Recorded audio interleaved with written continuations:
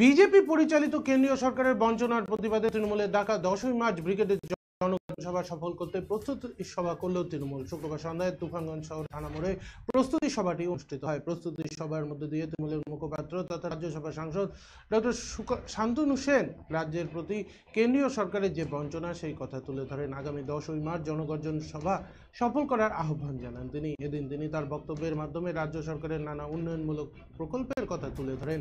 এদিনের প্রস্তুতি সভায় উপস্থিত ছিলেন তৃণমূল কংগ্রেসের সভাপতি অভিজিৎ দেব ভৌমিক, তৃণমূল মুখপাত্র পার্থপ্রতিম রায়, তৃণমূলের তুফানগঞ্জ শহর ব্লক সভাপতি ইন্দ্রজিৎ ধর, তুফানগঞ্জ পুরসভার চেয়ারপারসন কৃষ্ণা ঈশ্বর, ভাইস চেয়ারম্যান তনু সেন সহ বিভিন্ন ওয়ার্ডের কাউন্সিলর সহ অন্যান্য নেতৃত্বরা।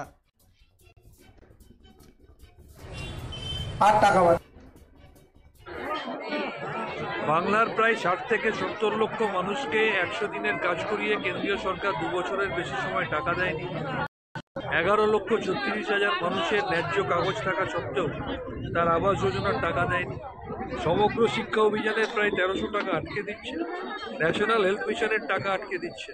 এই সার্বিকভাবে বাংলার প্রতি যে বঞ্চনা, সেই বঞ্চনার প্রতিবাদে তৃণমূল কংগ্রেসের যে আন্দোলন, সেই আন্দোলনের একটা প্রতিফলন হবে আগামী 10 তারিখ জনগর্জন সভা ব্রিগেডে, যেখানে আমাদের দলনেত্রী মমতা ব্যানার্জি, আমাদের সেনাপতি অভিষেক বন্দ্যোপাধ্যায় থাকবেন।